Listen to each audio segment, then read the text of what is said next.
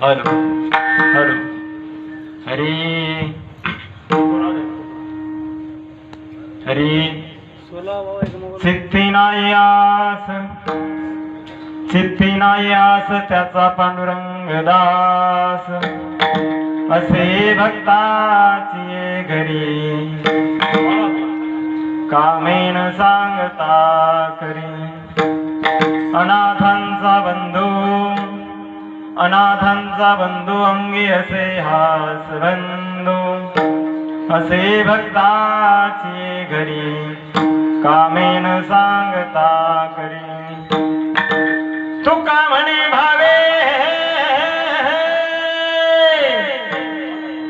तुका म्हणे भावे देवा सत्तारा भावे असे भक्ताची घरी कामेन सांगता करी निरामुज श्यामल कोमलंगम सीता समारोपित वामभागम पाणोवासा एक चारुण्य चापम नमामि रामं रघुवंशनाथं भवाब्धि भूतमर्दग्रज्यतं भक्तिप्रेभानुकूल प्रदीपतं भूतादिनाथं भुवनाधिपत्यं भजामि रामं भवरोगवैद्यं लोकाभिरामवदनङ्गधीरं राजीवनेत्रं रघुवंशनाथं कारुण्यरूपं करुणाकरन्तं श्रीरामचन्द्रं शरणं प्रपद्ये तपोज्ञान वैराग्य भक्ति स्वरूपं तपोज्ञान वैराग्य भक्ति स्वरूपं सदा अलंकृतं साधु संन्यास योगं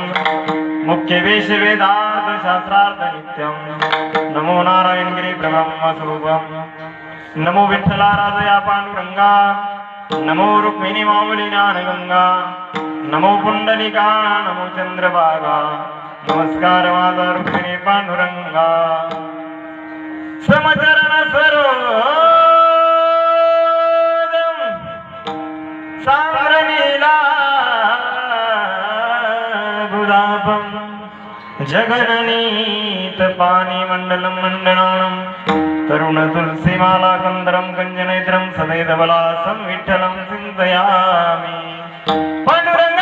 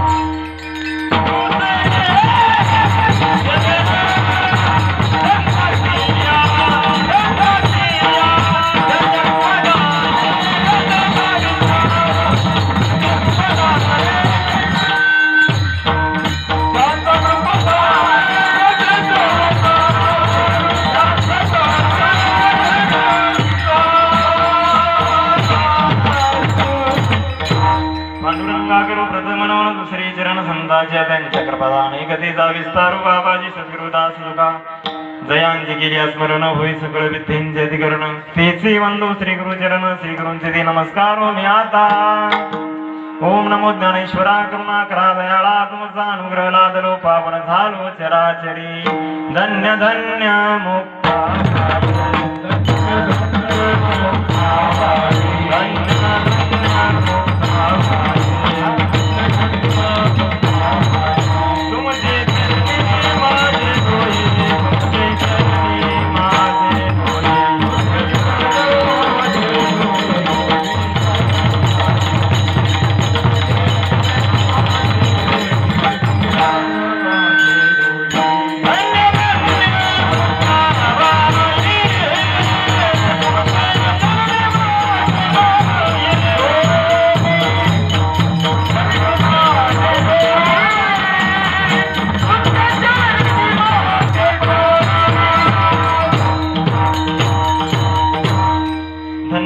मुक्ताबाई तुमचे चरणी माझे डोळे चित्ती नाही आस त्याचा पांडुरंग दास असे भक्ताची घरी कामेन सांगता करी प्रस्तुत प्राप्त प्रसंगी प्राप्त स्थळी कीर्तन रूपी सेवा करता निवडलेला अभंग महान भक्त भगवत देहूचे सुप्रसिद्ध साधू नव्हे नव्हे तुम्हा आम्हा या जड जीवांचा संसार सुखी आणि समाधानी होण्यासाठी ज्या संतांनी स्वतःच्या संसारावरती तुळशी पत्र अर्पण केलं ते जगद्गुरु तुकोबाराय.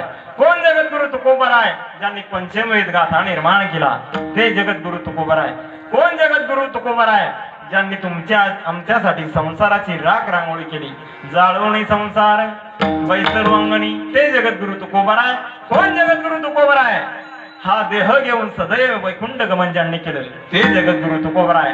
नव्हे नव्हे वयाच्या 16 वर्षी ज्यांनी हिंदवी स्वराज्य स्थापन व्हावे ही शपथ घेतली असे असणारे छत्रपती शिवबाराजे भोसले यांचे धर्मगुरु आध्यात्मिक गुरु श्री संत जगद्गुरु तुकोबाराय. आणि या जगाच्या पाठीवर 3 जगद्गुरु तुकोबाराय झाले महाराज. कृष्णमोंदे जगद्गुरु 1, आद्यगुरु शंकराचार्य 2 आणि जगद्गुरु तुकोबाराय 3. आणि या जगाच्या पाठीवर 3 जगद्गुरु तुकोबाराय पैकी एका जगद्गुरु तुकोबारायांचा ज्याच्या चित्तातील ज्यांना कुठल्याच प्रकारची तीळ मात्र सुद्धा ज्यांच्या चित्तामध्ये आशा नाही अशा आशा नसलेल्या भक्तांचं वर्णन जगद्गुरु तुकोबाराय या अभंगामध्ये करतात. विठाला विठाला अभंगाला सुरुवात करण्यापूर्वी अल्पसा परिहार देऊन जाईल बघा. या कार्यक्रमाचं आयोजन नियोजन समायोजन किम निमित्ताने आहे, काय कारणास्तव आहे, सर्वांना ज्ञात आहे, श्रुत आहे, पण वक्त्याचं अर्ध करतोय म्हणून सांगून जाईल बघा. चालत असलेला आपल्या या नमनाथ नगर छत्रपती संभाजीनगर या ठिकाणी असलेला अखंड हरिनाम सप्ताह तथा श्रीमद भागवत कथा ज्ञान यज्ञ 16 वर्ष 7वे आणि 7व्या वर्षामध्ये 6व्या क्रमांकाची कीर्तन रूपी सेवा माझ्यासारख्या वाटेच्या त्या ठिकाणी मला त्या ठिकाणी सेवेचं भाग्य लाभलं. मी माझं परम भाग्य समजतो. विठाला या ठिकाणी सुंदर अशी श्रीमद भागवत कथा आपण सर्वजण या ठिकाणी श्रवण करत आहात. ज्यांच्या मुखारविंदातून आपण या ठिकाणी श्रीमद भागवत कथा श्रवण करत आहात असे असणारे आदरणीय वंदनीय भागवताचार्य कावेरीताई महाराज पठाळे तुमच्या चरणी सुद्धा वंदन करतो. गोड असं वातावरण आहे, फक्त दुःख एकाच गोष्टीचं आहे, एवढा भला मोठा मंडप या ठिकाणी दिला, फक्त या ठिकाणी एवढं असं आहे का, इथं लसूण पेर नाही का, असो सांगून जाईल बघा. या धर्म मंडपामध्ये येण्यासाठी सुद्धा काही पुनर्जन्मीचं शुद्ध पुण्य लागत असतं बघा. पुण्य प्रत्येकाकडे असतं, पण शुद्ध पुण्य ज्याचं असतं तीच व्यक्ती इथपर्यंत येते. विठाला विठाला सपने तो हर कोई सजाता है, सपने तो हर कोई सजाता है, मगर सपने कभी कभी टूट भी जाया करते हैं. इस धर्म मंडप में वही आते हैं जिन्हें मेरे भगवान श्री कृष्ण परमात्मा बुलाया करते हैं. कुणाचा एक परम भाग्यात नाही महाराज, ज्याचं पुण्य शिल्लक असतं. आज माझं काहीतरी पुण्य शिल्लक होतं म्हणून एक गायक आणि तुम्ही आजच आले ना, हो आपल्याला समजतं बरं सगळं. असं माझं काहीतरी पुण्य होतं म्हणून 2 या ठिकाणी कलावंत आणि ते बी नामांकित या ठिकाणी माझ्यासारख्याच्या कीर्तनामध्ये त्यांची उपस्थित लागली. तुमच्या देखील चरणी वंदन. आदरणीय वंदनीय सुदामजी महाराज ठोंबरे तुमच्या चरणी देखील वंदन करतो. सुंदर तुम्ही विना घेतला दादा, तुमच्या चरणी सुद्धा वंदन करतो. वा वा, दादांसाठी एक जोरदार टाळी वाजवा. लग्न झालेलं आहे वा वा.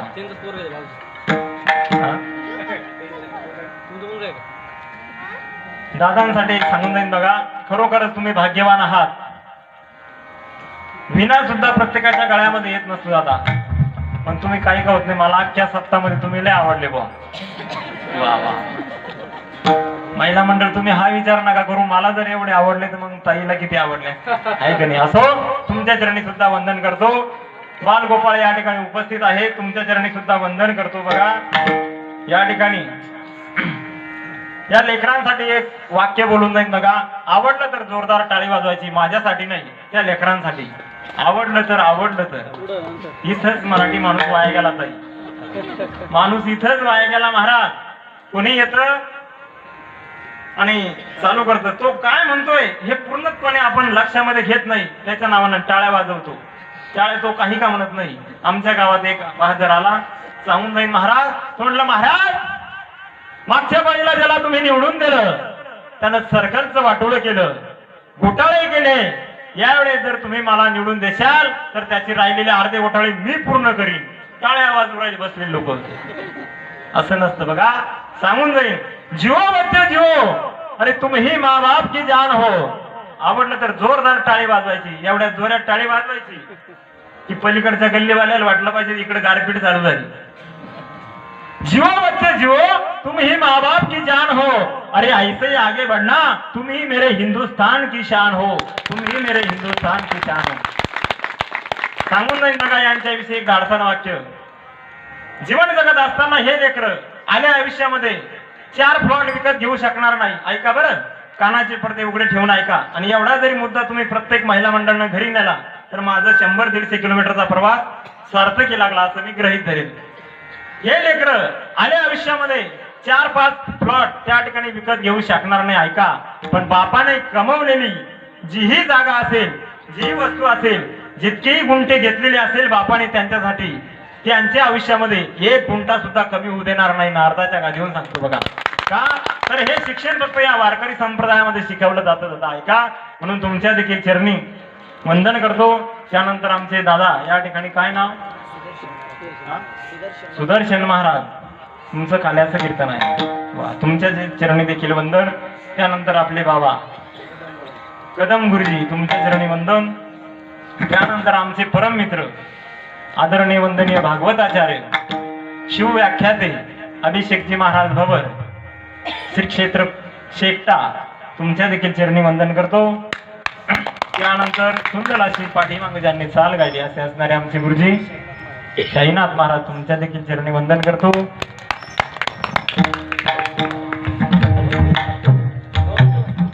कौस्तुभ महाराज तुमच्या चरणी वंदन. योगेश दादा तुमच्या चरणी वंदन. प्रेम महाराज वा वा जय हो. प्रेम म्हणल्यानंतर हातातला टाळ गळून पडला महाराज वा वा तुमच्या देखील चरणी वंदन करतो. त्यानंतर सुंदर असं ज्यांच्या हातामध्ये वजन आहे वजन बी पाहिजे बरं. आता तसं आपल्या नावात वजन आहे. तुम्ही माझ्या अंगावर जाऊ नका बरं. आपलं अंगाचं नसेल वजन पण आपल्या नावात वजन आहे महाराज आहे का नाही. असं तुमच्या हातामध्ये सुद्धा जेवढं गोड वजन त्या ठिकाणी आहे असं वाटतं. तुमचे हात पखवाज वाजून फार दुखत असतील. कीर्तन संपल्यानंतर दाबून द्यावे संपल्यानंतर बरं असो. आणि वजन सांगून जाईल महाराज तुम्हाला वजन काय असतं ते ऐका. आमच्या गावामध्ये 1 क्विंटल 90 किलोची बाई महाराज वजन सांगतोय बरं. आणि त्या मावशीच्या घरामध्ये चोर घुसला ऐका. आता त्या मावशीच्या वजन सांगायचंय बरं मला. त्या मावशीच्या घरामध्ये चोर घुसला. चोरानं चोरी केली आणि चोरानं चोरी केल्यानंतर मावशीनं दरवाजामध्ये चोर पकडला. मावशीचं वजन किती होतं 1 क्विंटल 90 किलो. मावशीनं नुसता चोर धरला नाही मागच्या मावशी चोर खाली पाडला आणि वरून 1 क्विंटल 90 किलो. आणि आवाज त्याला म्हणले बाळू जाय पोलिसाला घेऊन ये. जाय म्हटले सिडको बस स्टँडला पोलीस उभे पटकन घेऊन ये. बाळू इथून सिडको बस स्टँड पर्यंत गेला आणि तिथून बाळू माघारी वापस आला आणि म्हटले मम्मी माझी चप्पल आणि माझा मोबाईल घरी राहिला तेवढा दे बरं. तो चोर पडले म्हणे मावशी अरे म्हणे बाळू तू माझा मोबाईल ने आणि माझी नवी चप्पल आहे ही घेऊन जाय पण पोलिसाला पटकन घेऊन ये. म्हणले का हिच्या वजन मरून जाईन म्हणे मी. ते वजन काय कामाचं. तुमच्या हातामध्ये गोड वजन आहे. तुमच्या चरणी देखील वंदन करतो. त्यानंतर ज्यांच्या माध्यमातून मला तुम्हा सर्व श्रोतेजनांचं मायबापांचं दर्शन प्राप्त झालं असे असणारे आमचे परम मित्र आदरणीय दत्तादादा हिंगे उपस्थित नाहीये पण तुमच्या देखील चरणी वंदन करतो. तसेच महाराजांनी सुद्धा त्या ठिकाणी मला फोन केला आणि तुम्हा सर्व श्रोतेजनांचं मायबापांचं दर्शन प्राप्त झालं. माझ्यासोबत आलेले आमचे आदरणीय वंदनीय लोकमतचे वार्ताहर पत्रकार आदरणीय दत्तात्रय आबा पवार तुम्ही सुद्धा एवढा अमूल्य वेळ खर्च करून आमच्यासाठी इथपर्यंत आलात. तुमच्या देखील चरणी वंदन करतो. त्यानंतर आमचे मामाश्री या ठिकाणी गाढवे मामा आता कामापुरते मामा लय झाले पण हे कामापुरते नाही बघा म्हणून खरोखर तुमच्या देखील चरणी वंदन करतो. त्यानंतर चव्हाण दादा तुमच्या चरणी वंदन करतो. तसेच आमचे गावकरी गजानन दादा तुमच्या देखील चरणी वंदन करतो. चालू देऊ का असंच रात्रभर. ऐका तुमच्या सर्वांचं नाव एका शब्दामध्ये घेतो आणि गोड ज्यांचा असा साऊंड आहे असे असणारे अल्ताफ भैया यांच्यासाठी जोरदार टाळी वाजवा. असं सांगितलं महाराज एका ठिकाणी. शेवटपर्यंत 3दा नाव घेतलं सिस्टमवाल्याचं. कीर्तन झालं आणि त्यानं मला 2000 रुपये बक्षीस दिली. असो तुमचं सर्वांचं नाव एका शब्दामध्ये घेतो. घेऊन आई मागची आई म्हणून घे तुका फुकट आला असं आहे का. भगवान श्रीकृष्ण परमात्म्याच्या चरणी फूल वाहतो वाकून भगवान कन्हैयाच्या चरणी फूल वाहतो वाकून आणि तुम्हा सर्वांचं नाव घेतो ज्ञानोबा तुकोबारायांचा मान टाकून विठ्ठल.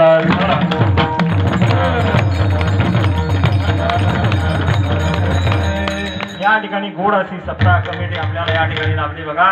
असे असणारे आदरणीय वंदनीय बाबासाहेब जगरी पाटील. त्यानंतर श्री गणेश काका सोमवंशी. त्यानंतर युवा नेतृत्व अण्णा भाऊ भालेकर. त्यानंतर विलास बापू काळे आणि काळे भाऊ असे या ठिकाणी आहेत.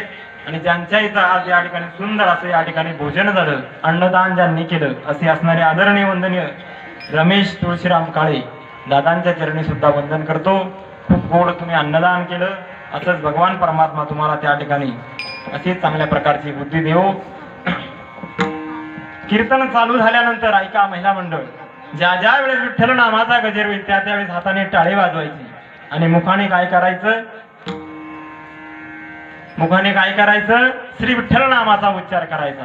भगवान परमात्म्याने आपल्याला एवढ्या मोठ्या भयंकर या ठिकाणी कोरोना सारख्या रोगातून त्या ठिकाणी भगवान परमात्म्यानं त्या यादीत आपला नंबर न लावता आपल्याला भगवान परमात्म्यानं इथपर्यंत आणलं ना, मग आपण त्याचं नामस्मरण केलं पाहिजे. त्याचं नामस्मरण करण्याचा एकच फायदा सांगून देईन बघा. ऐका, आपण जर या धर्म मंडपामध्ये जर टाळी वाजवली, ऐका, या धर्म मंडपामध्ये जर आपण टाळी वाजवली, टाळी वाजवण्याचे 2 फायदे सांगून देईन बघा. या ठिकाणी तुम्ही जर टाळी वाजवली तर तुमच्या पदरामध्ये त्या ठिकाणी पुण्य पडेल. दुसरा फायदा असा आहे, तुम्ही जर टाळी वाजवली, हे तळवे एकमेकावर आदळतात, स्पंदन तयार होतात आणि रक्तवाहिनी सुरळीत चालू होते. अटॅक येण्याची शक्यता नसते. आणि अटॅक येत नाही म्हणून जरी तुम्ही या धर्म मंडपामध्ये टाळी वाजवली तरी सुद्धा तुमच्या पदरी पुण्य पडेल. विठ्ठला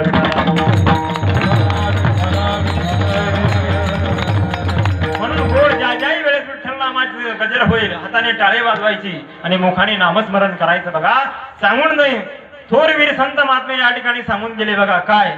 टाळी वाजवावी गोडी उभारावी, टाळी वाजवावी गोडी उभारावी, टाळी वाजवावी गोडी उभारावी, टाळी वाजवावी गोडी उभारावी, टाळी वाजवावी गोडी उभारावी, टाळी वाजवावी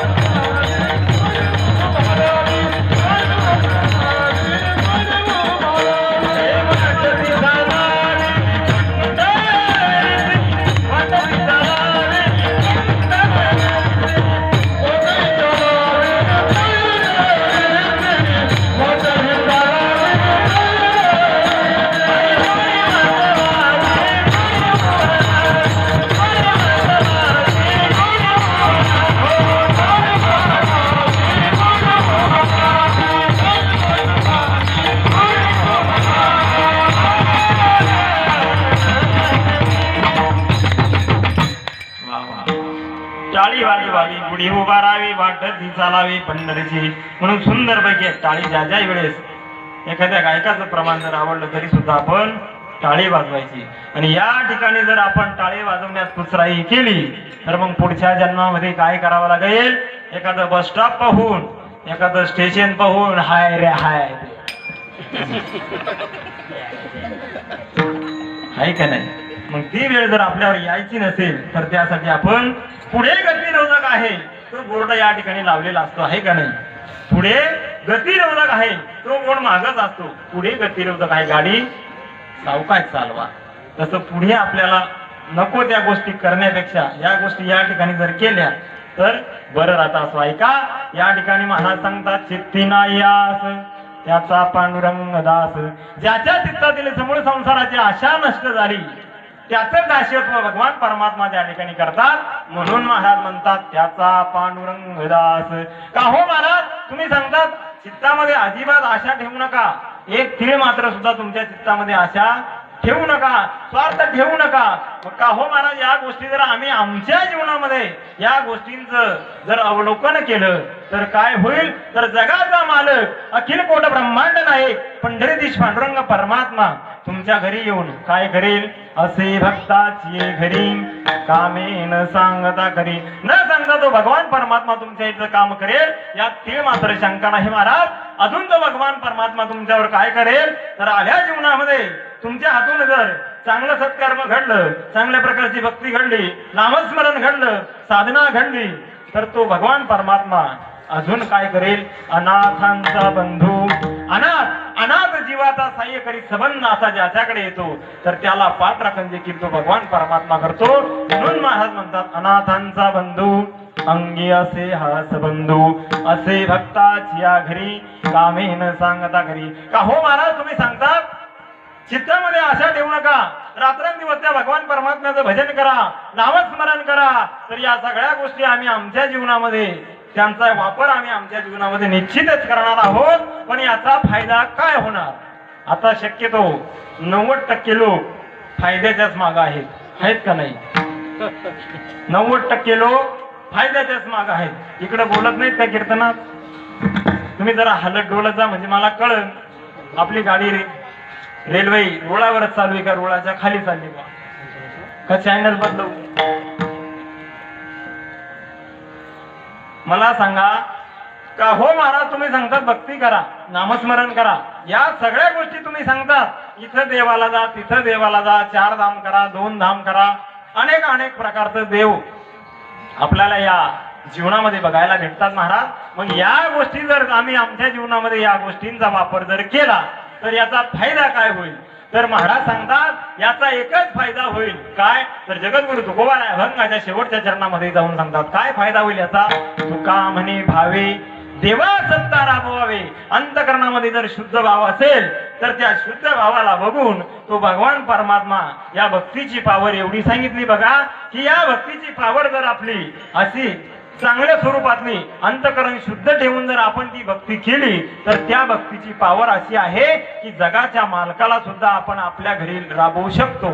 जगाचा मालक आपल्या घरी राबवू शकतो. जगाचा मालक आपल्या घरी राबवू शकतो. परंतु आपण त्या लायकीचे कुशाल नाही म्हणत्या महाराज आहोत, पण आपण तसं वागत नाही.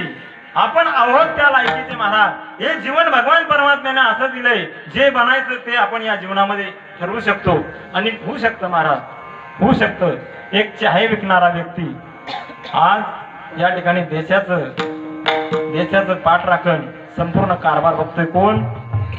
म्हणजे याचा अर्थ असं धरू नका भोर महाराजची ऐकली म्हणजे पंतप्रधान होतं, हे गल्लीनं टपऱ्या पडतील चहाच्या, असं नाही. बरं ठरवावं लागतं, तेव्हा त्या गोष्टी होत्या का हो महाराज. मग ज्या भक्तांच्या चित्तामध्ये आशा नसते त्या भक्तांची सेवा भगवान परमात्मा करतो. हो यात ती मात्र शंका नाही महाराज. मग आम्हाला असा एखादा मुद्दा पटवून द्या की कोणत्या भक्तांचं पाठ राखल जगाच्या मालकानं केली तर सांगून जाईल. बघा एक मुद्दा ऐका. एक वेळचा प्रसंग होता. धर्मराजा धूतकर्म खेळत होता. पांडव त्या ठिकाणी हरले. धूतकर्मामध्ये पांडव हरले. पांडव हरल्याच्या नंतर दुर्योधन जिंकला आणि त्या दुर्योधनाने दुशासनाला आज्ञा दिली. काय दिली आज्ञा?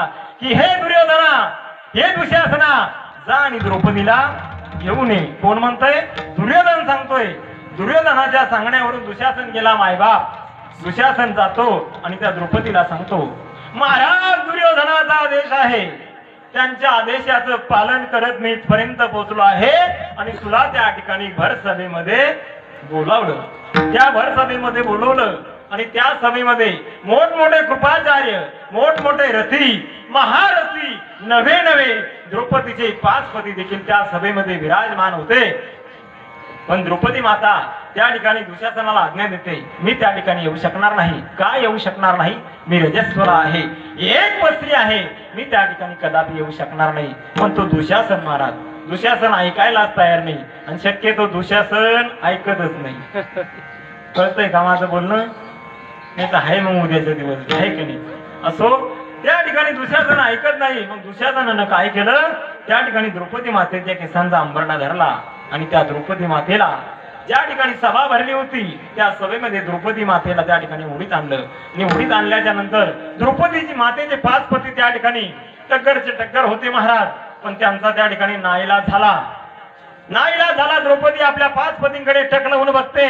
5 पती देखील द्रौपदी मातेकडे टकलवून बघताय, परंतु कुणाची हिंमत नाही झाली द्रौपदीला वाचवण्याची. मग त्या द्रौपदी मातेने भगवान श्रीकृष्ण परमात्म्याचं स्मरण केलं आणि अंतर्मनामध्ये भक्ती चालू केली. बघा कोठे गुंतला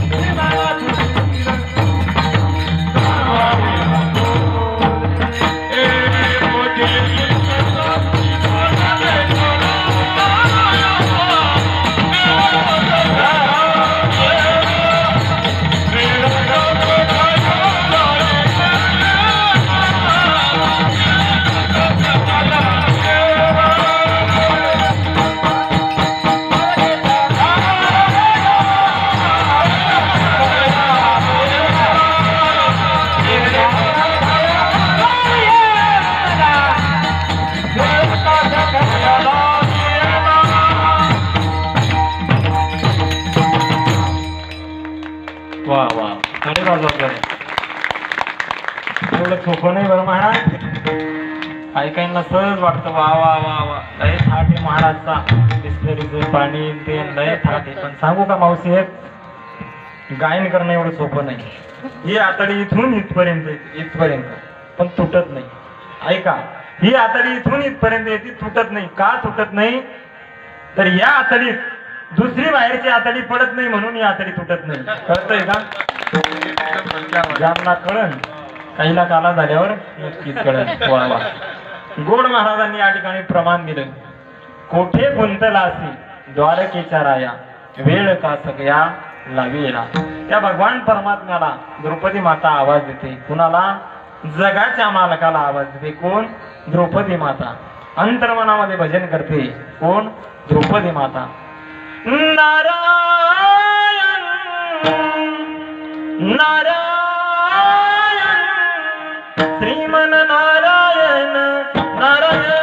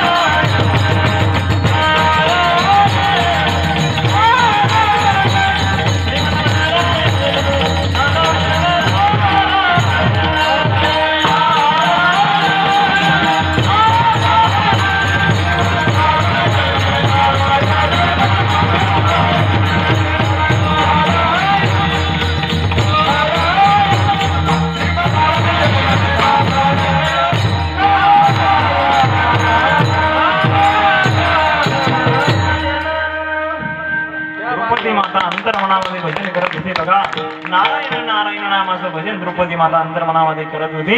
भगवान श्रीकृष्ण परमात्मा द्वारकेमध्ये जेवत असताना हातातला घास खाली टाकला. महिला मंडळ, जगाच्या मालकानं द्रौपदी मातेने आवाज दिला, हातातला घास खाली टाकला. कुण? जगाच्या मालकानं. आता माझा महिला मंडळ तुम्हाला एक प्रश्न आहे. तुमचे पतिराज, तुमचे मालक जेवायला बसले, तुम्ही त्यांना सुंदरपैकी त्या ठिकाणी भोजनाचं ताट आणून दिलं. मालकाने एकच घास उचलला आणि तुम्ही सांगितलं, हवा ऐकलं का? कुणाच्या पोटामध्ये दुखू नये, पण बाय चान्स तुमच्या पोटात दुखायला लागलं, दुखू नाही, कोणाच्याच पोटात दुखू नये अशी माझी भावना नाही, पण कीर्तनामध्ये थोडंफार दुखवावं लागतं. ऐका, दुखायला लागला, तुम्ही जर सांगितलं, हवा ऐकलं का? माझं लय पोट दुखतंय, तुम्ही काय करा, मला दवाखान्यामध्ये घेऊन चला. आपले मालक काय म्हणतील ताई? आपले मालक काय म्हणन? जसं महाराजनं कंबर बांधलं जाम, असं तू काय कर, तो खुंटीला माझा रुमाल आहे, असं थोडा वेळ पोट पॅक बांध, पण मला 2 घास व्हायचे. कोण म्हणलं गिळू दे? 2 घास व्हायचे, खाऊ दे. पण ऐका, हा झाला आपला मालक, हा आपल्या मालकाचा फायदा. आणि जगाच्या मालकानं हातातला घास खाली टाकून दिला. कुणासाठी? द्रौपदी मातेसाठी. आणि भगवान श्रीकृष्ण परमात्मा द्रौपदी मातेच्या रक्षणासाठी निघतायत. महाराज किती वेगामध्ये निघतायत. कबीर महाराज सुंदर वर्णन करून सांगतात, आगे लागत गोली तुझे होत आवाज. ज्याप्रमाणे बंदुकीतून फायरिंग होते ना दादा, बंदूक सर्वांना समजते ना, बंदूक नाही टीव्ही मध्ये बघितले असेल तुम्ही, जसे बंदुकीतून गोळी जाते 4 मिनिटात, 3 मिनिटात, 2 मिनिटात, 1 मिनिटामध्ये, तर याच्यापेक्षाही जलद रीतीने भगवान श्रीकृष्ण परमात्मा द्रौपदी मातेच्या रक्षणासाठी निघतायत. आणि गेल्यानंतर त्या ठिकाणी नव्हे त्या ठिकाणी गरुडाचा सुद्धा वेग कमी पडतोय. महाराज, पूर्वी आजचं विमान म्हणजे पूर्वीचा गरुड पक्षी दादा, आजचं जसं विमान उडतं असा पूर्वीचा गरुड पक्षी उडायचा. आहे का? तर त्या गरुडाचा सुद्धा त्या ठिकाणी वेग कमी पडतोय. स्वरा झाली गरुड टाकी येला मागे, द्रौपदीच्या लागे नारायणे. त्या ठिकाणी भगवान श्रीकृष्ण परमात्मा अति जलद रीतीने त्या ठिकाणी जातात आणि त्या ठिकाणी मनामध्ये विचार करतायत. कोण?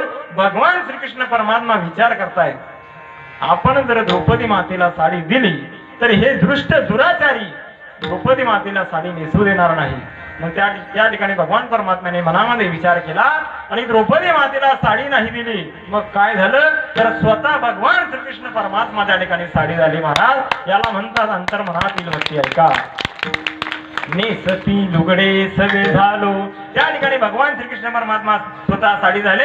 पहिली साडी ओढण्यात आली पण त्या ठिकाणी स्वतः भगवान परमात्मा साडी होते. महाराज असे कितीक तरी त्या ठिकाणी दुर्योधन पैदा झाले असते तरी त्या ठिकाणी द्रौपदीच्या केसाला सुद्धा धक्का लावू शकत नव्हते. बघा का तर तिच्या अंतकरणामध्ये शुद्ध भाव होता आणि त्या ठिकाणी शेवटी भगवान परमात्म्याने आपलं त्या ठिकाणी रूप त्या ठिकाणी खरं रूप प्रगट केलं आणि सांगितलं, तुला पितांबर नेसवलेला हातामध्ये सुदर्शन चक्र होतं महाराज आणि आवाज दिला त्या दुर्योधनाला, हे दुर्योधना तू जर द्रौपदीच्या अंगाला हात लावशील तर तुला मी एका मिनिटामध्ये जाळून भस्म करून टाकीन. कशामुळे? याला म्हणतात शुद्ध अंतकरणातली भक्ती आणि शुद्ध अंतकरणातला भाव. आणि ज्याच्या अंतकरणामध्ये शुद्ध भाव असेल त्याला इतरत्र जाण्याची गरज नाही. स्वतः भगवान परमात्मा त्याच्या सहवासामध्ये वास करतो. बघा काय, मी नाही सांगणार महाराज, पुरावा देऊन सांगेन. जगद्गुरु तुकोबाराय सांगतात, शुद्ध ज्याचा भाव झाला,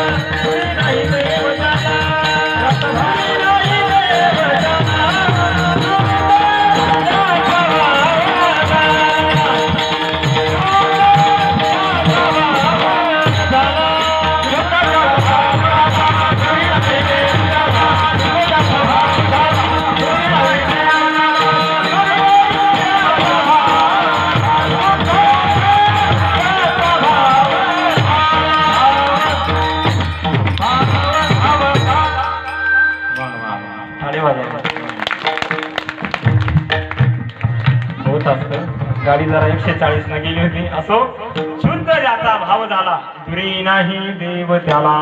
का हो महाराज असं एका ठिकाणी सांगितलं, अंतर्मनामध्ये भाव ठेवा, भाव ठेवा, भाव ठेवा. का हो महाराज तुमचं आल्यापासून 9 वाजेपासून 11 पर्यंत तेच चाललं म्हणे महाराज, भाव पाहिजे, भाव पाहिजे, भाव पाहिजे. मधातच एक बाबा उठला म्हणे, महाराज माझं तेच म्हणणं आहे, भाव पाहिजे. म्हणलं कशाला बाबा? म्हणे आमच्या अद्रकीला.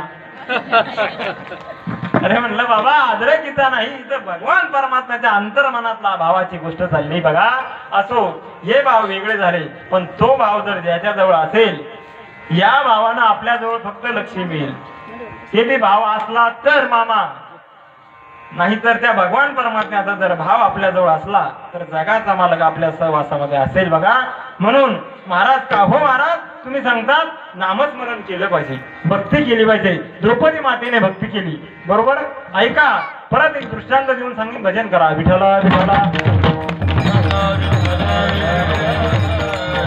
ऐका, 1629 ते 1630 साली, 1629 ते 1630 साली दुर्गादेवी नावाचा दुष्काळ पडला होता. बघा, दुर्गादेवी नावाचा दुष्काळ पडला होता आणि या दुष्काळामध्ये अनेक जण त्या ठिकाणी मृत्युमुखी पडले, नवे त्या ठिकाणी मरण पावले. अन्न भेटत नव्हतं, साधं पाणी सुद्धा भेटत नव्हतं महाराज. एवढा भयंकर त्या ठिकाणी दुष्काळ पडला होता. अरे अनेक जण मेले असतील महाराज, पण साक्षात जगद्गुरु तुकोबाराय यांची पत्नी सुद्धा त्या दुष्काळामध्ये अन्न करता मेली. बघा, मुलगा पाणी करता मेला. बघा, त्या एवढा भयंकर दुष्काळ होता, पण एवढ्या भयानक दुष्काळामध्ये सुद्धा जगद्गुरु तुकोबारायांनी त्या ठिकाणी भगवान परमात्म्याची भक्ती सोडली नाही महाराज. दुष्काळी आटला द्रव्य नेला मान,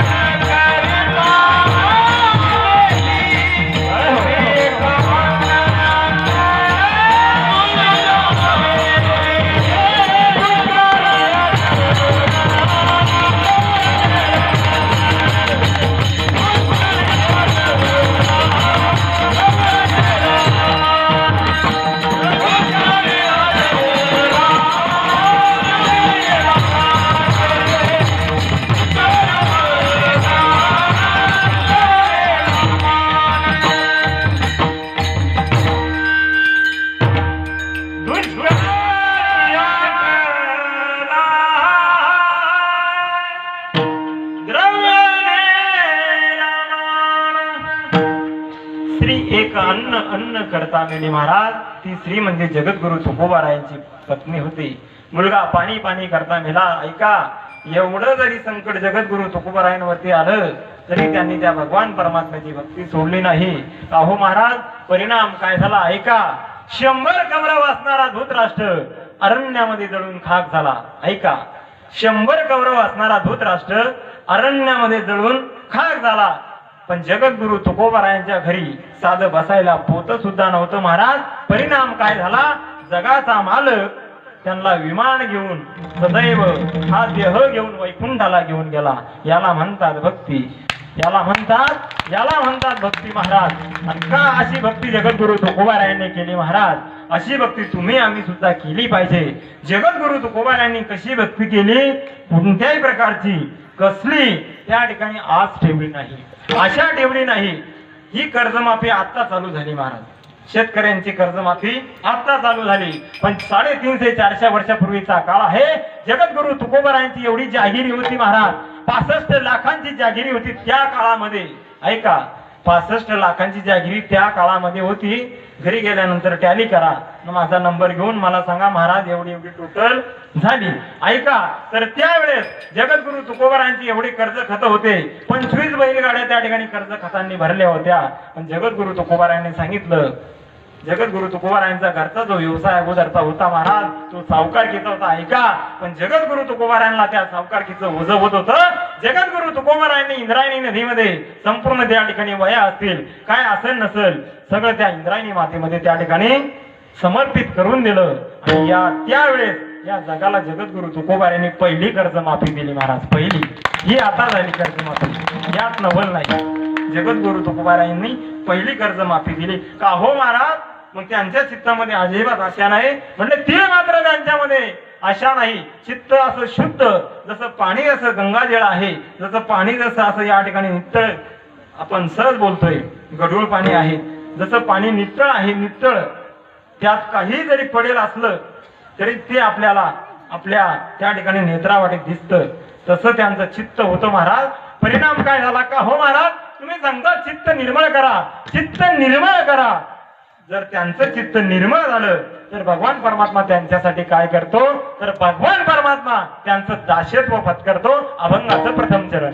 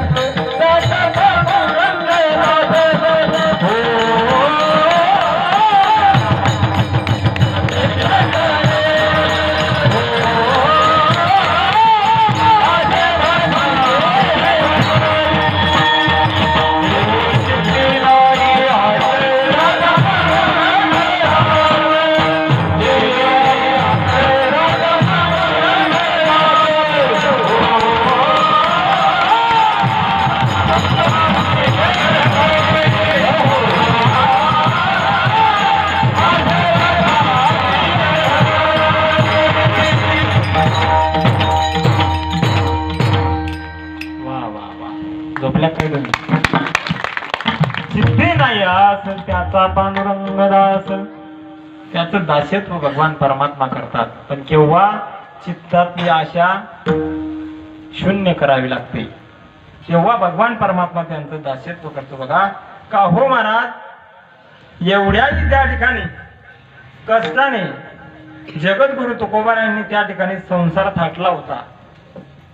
पण एवढा मोठा संसार थाटून देखील त्यांनी त्या संसाराचं वाटोळं केलं. कशासाठी? जगाचं कल्याण होण्यासाठी. जगद्गुरु तुकोबारायांनी स्वतःच्या संसारावर काय सोडलं? पाणी. स्वतःचा संसार आपल्या भाषेत जाळून टाकला.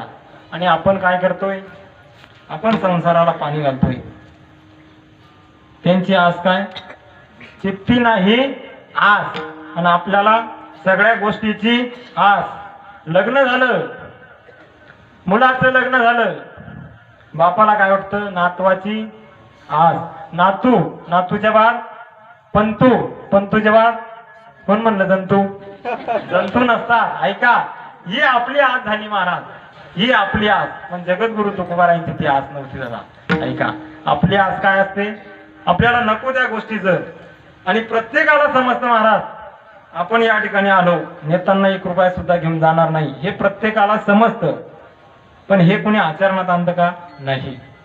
या गोष्टी सगळ्यांना समजतात, पण तरी सुद्धा आपली आशा सुटत नाही. का सुटत नाही? तर आपण या संसारामध्ये आहोत. आपण ज्या संसारामध्ये आहोत ना महाराज, तो संसार म्हणजे एक दुःखाचा डोंगर आहे. आणि संसार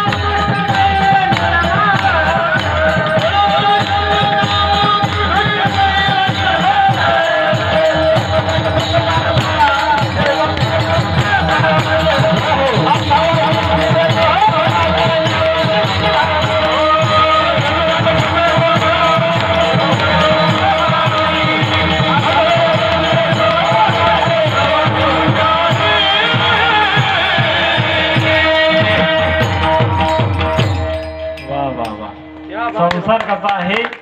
दुःख मूळ आहे. आणि या संसारामध्ये सुख फक्त एक जवा एवढं सांगितलं. सुख पाहता जवा पाडे दुःख पर्वत आहे एवढे. ऐका, म्हणून जगद्गुरु तुकोबारायांनी त्यावर पाणी सोडून दिलं होतं. बघा, त्यांना माहिती होतं की आपण जर काही केलं तरी आपण सोबत काही नेणार नाही. ऐका, म्हणून त्यांनी त्यांच्या जीवनामध्ये अशी भक्ती केली की त्या भक्तीनुसार ऐका, एक वेळेस जगद्गुरु तुकोबारायांना नेण्यासाठी काळ चालला होता. ऐका, काळाची आणि देवाची भेट झाली महाराज. ऐका, काळाची आणि देवाची समोरासमोर भेट झाली. आणि त्या काळाला देवानं प्रश्न केला, म्हणले, ओ काळोबा पाटील, तुम्ही कोणत्या दिशेने चालले? कुठे चालले? आज कोणत्या भागामध्ये स्वारी आहे? कोण म्हटलं? भगवान परमात्मा त्या काळाला सांगितलं.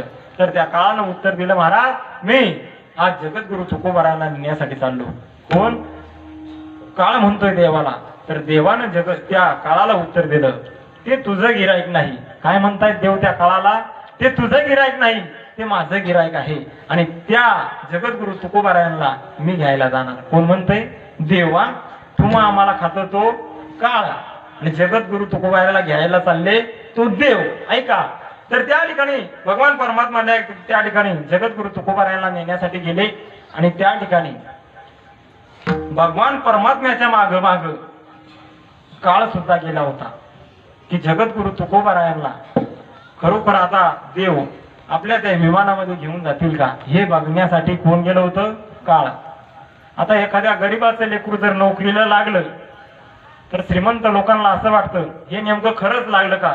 त्याचं जे मेन ऑफिस असतं तिथे जाऊन हे श्रीमंत चौकशी करतं, अमक्याचा मुलगा खरोखर लागला का? त्याला आनंद नसतो, पण तो खरोखर लागलाच का बळच इकडे गुलालाच्या पिशव्या उधळतायत बा, असं अनेक जणांना वाटतं. बघा, ऐका, तसं त्या काळाच्या मनामध्ये एक प्रश्न निर्माण झाला की खरोखरच जगद्गुरु तुकोबारायांना देव घ्यायला चालला, कसं काय आपण सुद्धा देवाच्या पाठीमागं गेलं पाहिजे. म्हणून या अनुषंगाने त्या देवाच्या पाठीमागे तो काळ गेला. आणि एक सुंदर असं त्या ठिकाणी झाड होतं, त्या झाडाच्या आडोशाला तो काळ लपला महाराज. त्या ठिकाणी भगवान परमात्म्यानं जगद्गुरु तुकोबारायांना आवाज दिला, म्हणजे चला, मी तुम्हाला नेण्यासाठी या ठिकाणी आलो आहे. देवानं आवाज दिल्यानंतर जगद्गुरु तुकोबारायांनी त्या अखिल कोट ब्रह्मांडाला त्या भगवान परमात्म्याला प्रणाम केला. प्रणाम केल्याच्या नंतर जगद्गुरु तुकोबारायांना ज्या भगवान परमात्म्यानं जे विमान आणलं होतं त्या विमानात बसण्यासाठी त्याच्या पायऱ्या थोड्या उंच होत्या त्या ठिकाणी पायऱ्या. मग जगद्गुरु तुकोबारायाला त्या ठिकाणी पाय टाकता येत नव्हता. मग जगद्गुरु तुकोबारायांना इकडे तिकडे बघितलं आणि त्या झाडाच्या आडोंगी एक काळ डोकवताना दिसला. कोणाला? जगद्गुरु तुकोबारायांना. आणि त्या काळाला जगद्गुरु तुकोबारायांनी आवाज दिला, म्हटले ओ कळवा पाटील कमी हिअर, म्हणजे इकडे या म्हटले. मग त्यावेळेस काळाला वाटलं आता तर आपण या ठिकाणी उघडकीस आलो. काळ आला आणि त्या काळाला जगद्गुरु तुकोबारायांनी प्रश्न केला, मला उचलून या विमानामध्ये ठेवता का या ठिकाणी खाली बसता? तर ऐका, त्या काळानं सुद्धा एक सुंदर वाक्य डोक्यामध्ये निर्माण केलं. ऐका, जगाचा मालक ज्याला नेण्यासाठी आला आहे त्याचं चरण किती पवित्र असेल की एवढी मोठी असती संपूर्ण जग या काळानं वाहून नेलं. जसे कंडक्टर साहेब जसे एसटी बरोबर डेपो मध्ये जमा करतात महिला मंडळ, अर्धे भाडे फुल भाडे फुकटवाले, ऐका तसं जो काळ तुम्हा आम्हाला खातो, ऐका त्या काळाला मी वाटलं आता जगद्गुरु तुकोबारायांना हा भगवान परमात्मा नेतो तरी कसं. मग त्या काळाच्या मनामध्ये प्रश्न निर्माण झाला की एवढे पवित्र पाऊल आपण जगद्गुरु तुकोबारायांना उचलून नाही ठेवायचं. मग त्या काळानं सुद्धा मनामध्ये प्रश्न निर्माण केला की या एवढ्या मोठ्या पवित्र हस्तीचे पाय जर माझ्या या माथ्यावर लागले तर माझं सुद्धा कल्याण झाल्याशिवाय राहणार नाही. म्हणून त्या काळानं सुद्धा जगद्गुरु तुकोबारायांना बसण्यासाठी खाली बसला आणि त्या काळाच्या माथ्यावर पाय देऊन जगद्गुरु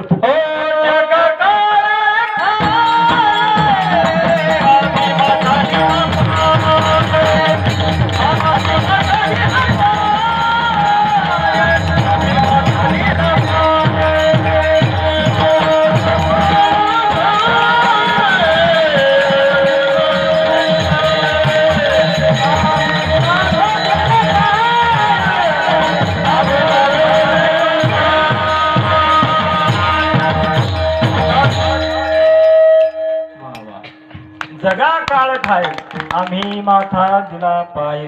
त्या काळाच्या माथ्यावर पाय देऊन जगद्गुरु तुकोबाराय कुठं गेले? वैकुंठ गमन जगद्गुरु तुकोबारायांचं झालं. हा देह घेऊन आपल्याला जर सांगितलं असतं उद्या तुम्ही जाणार आहे, तुम्हाला काय काय घ्यायचं, महिला मंडळ, बुंदीचे लाडू, शंकरपाळे, गुलाबजाम, बिस्किटचे पुडे, पेंटी असेल, पार्ले असेल, ते लाडू असे असतात महाराज. ते लाडू खाण्याचा प्रसंग पडला होता खानदेश मध्ये. आबा असं कीर्तनाला थोडा वेळ झाला, म्हणजे महाराज तुम्ही लय लांबून आले, लय थकून आले, चहा नंतर त्या आधी एक लाडू खाईल्या. खानदेशची भाषा होती, एक लाडू खाईल्या म्हणे ताई. आता ते लाडू होते महाराज, चाचणी बिघडेल महिला मंडळ. आता ही भिंत असा जर लाडू मारला भिंतीला टपकन वापस येत होता शेंड सारखा, चाचणी बिघडेल लाडू. आणि माझ्यासोबत एक गायक होता आणि त्याला नेमके 2 दिवस अगोदर 10,000चे 2 दात बसून आणले होते. लाडू खायला दिले. आता आमच्या सोबत मामा सारखे होते, जुने माणसं, धष्टपुष्ट, वजनदार अंगामध्ये सुद्धा. आता आमचं वजनच नाही ना महाराज, ना दाढी ना बॉडी, नुसती अंगाची काळी, कोणी धावून येत आमच्यावर. असंच गेलो महाराज. 2 एकरचा मंडप होता. पंगत उठाशी ना आम्ही मंडप मध्ये घुसण्याची एक झालं. एक म्हातारी आली धरली माझी गच्चीन तेल बाजू, म्हणले पोरा होय बाजूला, महाराज इवरे नाही. म्हणलं आई मीच महाराज, होय तू बाजूला. काय करते महाराज, वजनच नाही आपलं.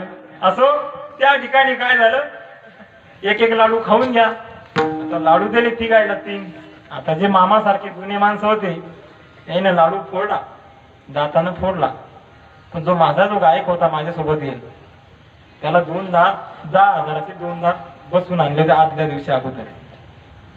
त्यानं जो लाडू दाबला महाराज, लाडू दाबला, जसा लाडू सटकला तसा पलांगा खाली गेला. त्यानं काय केलं, लगेच गडबड सरबड मोबाईलची टॉर्च लावली आणि बघतो. यार त्याला म्हणलं काय झालं? त्याने महाराज माझा लाडू. म्हणलं माझा तू खाय माझा लाडू, तो लाडू तुझा जाऊ दे. म्हणले महाराज तो लाडू खपू द्या, पण मै 10,000चे 2 दात त्याला लटकून गेले. महाराज ते लाडू असं असलं की बरं वाटतं जरा लोकायला विटाला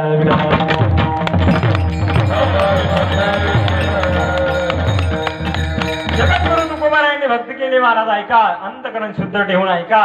एक वेळचा प्रसंग असा झाला होता ऐका, आणि भक्ती अशी करावी की ती भक्ती माणूस गेल्यानंतर सुद्धा कीर्ती रूपाने दरवळत असते बघा. म्हणून आज या महाराष्ट्राच्या मातीमध्ये या दोन शूरवीरांनी या महाराष्ट्राच्या मातीमध्ये भक्ती केली बघा ऐका. या महाराष्ट्राच्या मातीमध्ये आणि तुमच्या आया बहिणींच्या कपाळावरती जे कुंकू जिवंत आहे ना, ही सुद्धा एक भक्ती दोन शूरवीरांनी केली बघा. हा धर्म मंडप जो जिवंत आहे तर याला सुद्धा त्यांनी भक्ती केली आणि ती भक्ती जिवंत त्यांनी ठेवली, म्हणून हा धर्म मंडप उभा आहे महाराज. म्हणून हा धर्म मंडप उभा आहे ऐका. जर मासाहेब जिजाऊच्या पोटी छत्रपती शुभाराजे जन्माला आले नसते ना महाराज, तर हा धर्म मंडप नसता. कीर्तन काय असतं कुणाला त्या ठिकाणी काहीच कळालं नसतं बघा. पण हे जे उपकार आहेत या ठिकाणी सुंदर असं व्यासपीठ या ठिकाणी तयार झालं, याला केवळ आणि केवळ उपकार फक्त माझ्या राजांचे. माझ्या राजांसाठी दोन वाक्य वापरून जाईल. आवडलं तर राजांसाठी टाळे वाजवायची, माझ्यासाठी अजिबात नाही बघा ऐका. हर दिल पे राज किया जिसने, सांगून जाईल शंभू राजांसाठी ऐका. हर दिल पे राज किया जिसने, जिसमें उसका पोलाद था. हर दिल पे राज किया जिसने, जिसमें उसका पोलाद था. अरे मर गया मिट गया फिर भी नहीं झुका वो औरंगजेब के सामने. क्यों? क्योंकि वो सच्चे मराठे की औलाद था. मराठे की औलाद नाही चुकला महाराज, नाही चुकला शंभू राजा पुन्हा पुढे. शेवटी प्राण त्याग केला. प्राणाची अहोते नुकसान, एक एक पार्ट धडा वेगळं केलं, पण धर्म सोडला नाही. त्याला म्हणतात धर्मवीर ऐका. दुसरा शेर सांगून जाईल माझ्या पवित्र शुभा राजांसाठी ऐका. भुलाने से ना भूलेगी तुम्ही हे महाराष्ट्र की माती. जोरात टाळी वाजवायची राजांसाठी हा. भुलाने से ना भूलेगी तुम्ही हे महाराष्ट्र की माती. मेरे शुभा भुलाने से ना भूलेगी तुम्ही हे महाराष्ट्र की माती. दुनिया के हर कोने में फैली है मेरे शुभा की ख्याति. अगर माँ जिजाऊ के कोख से पैदा ना होते छत्रपति, याद रखना हिंदू ना रहता कोई भी हिंदू यहाँ पर सबकी सुनता होती. असे दोन शूरवीर या ठिकाणी महासाहेब जिजाऊने त्या ठिकाणी जन्माला घातले महाराज. आणि त्या एक सांगून जाईन बघा, आता काही दिवसावर शिवजयंती आली. शिवजयंती आली म्हणून एक केला इशारा जाता जा. अच्छा वा. राजाची जयंती आली बघा. त्या राजाची जयंती आली म्हणून सांगून जाईन बघा. आणि राजांचं चरित्र प्रत्येक कीर्तनकारानं कीर्तनामध्ये सांगावं. सुंदर असं चरित्र आमचे अभिषेक महाराज त्या ठिकाणी सांगत असतात बघा. म्हणून सांगून जाईन ऐका. राजांचं चरित्र का सांगावं, तर ज्यांच्यामुळे या सगळ्या गोष्टी जिवंत आहेत. म्हणून तरी कुठंतरी धर्माविषयी ज्ञान देणं गरजेचं आहे महाराज. पण आजच्या युगामध्ये काय झालं, काही महाराज लोकांना शिवरायांचं जर नाव घेतलं ना तर त्यांची तळपायाची आग मस्तकात नाही जात, मस्तकाच्या बाहेर निघून जाते डायरेक्ट महाराज. पण ऐका, अरे ज्यांच्यामुळे कीर्तन भजन चालू आहे त्यांचं नाव घेणं गरजेचं आहे ना महाराज. असंच एका ठिकाणी चालू झालं महाराज शिवचरित्र. आणि मला थोडा शिवचरित्र म्हणल्यावर मी 1-2-5 मिनिटं बोलतो. तुम्हाला आवडो या ना आवडो ऐका. का बोलावं, तर ती काळाची गरज आहे. आजचा तरुण कीर्तनात आला पाहिजे. कोणत्या अनुषंगाने यावा, कोणत्या अनुषंगाने कीर्तनात आला पाहिजे. आणि तरुणाला एकच वाटतं बघा, ज्याच्या गळ्यात माळ नाही पण त्याला जर शिवचरित्राचा आवाज आला तर तरुण कसाही असू द्या, व्यसनाधीन जरी तरुण असला तरी तो मंडपच्या गेटवर आल्याशिवाय राहत नाही. एवढी शिवरायाच्या चरित्रामध्ये पावर आहे बघा. मी एक वाक्य बोलेल, तुम्ही फक्त माझ्या मागं म्हणायचं. आणि जे माझ्या मागं म्हणेल आजचं पॉकेट मी त्याला होती. कबूल. छत्रपती शिवाजी महाराज की. आता तुम्ही सगळे खरं बोलले का? मी काय सांगितलं होतं, मी जे म्हणेन ते तुम्ही माझ्या माग नाही माझ्या पुढे 2 पाऊल म्हटले तुम्ही. का म्हटले, तर ही जाणीव, ही सृष्टी, ही माती त्यांच्या पदस्पर्शाने पावन आणि पुनीत झाली म्हणून तुम्ही त्यांच्या नावाचा जय जयकार करतात बघा. ऐका, त्या जिजाई मातेच्या पोटी छत्रपती शिवराजे जन्माला आले. ऐका, फाल्गुन मध्ये तुझी जी पार झाली होती, आकाशाच्या चांदण्या हळूहळू विरघळू लागल्या होत्या. रवींद्र तीक्ष्णबाण सोडी दुष्ण आणि पृथ्वीच्या जिंकल्यावर आल्या होत्या. सगळी सृष्टी जणू उदयू लागली होती. बाळ सूर्याच्या स्वागतार्थ स्वर्गातील देव सुद्धा पूर्वेकडे उजळी भरून गुलाल उजळू लागली होती. 12 आरशावर होता शिवनेरीच्या नगारखान्यामध्ये सनई चौघडा वाजत होता महाराज. जिजामातेच्या पोटामध्ये दुखू लागलं. जिजामाईने त्या बाळणपणाच्या खोलीमध्ये प्रवेश केला आणि काही क्षणात तिथून एक आनंदाची बातमी आली. काय बातमी आली असेल? एकच राजा इथे जन्मला शिवनेरी किल्ल्यावर. एकच राजा इथे जन्मला शिवनेरी किल्ल्यावर. काय होय माझ्या राजा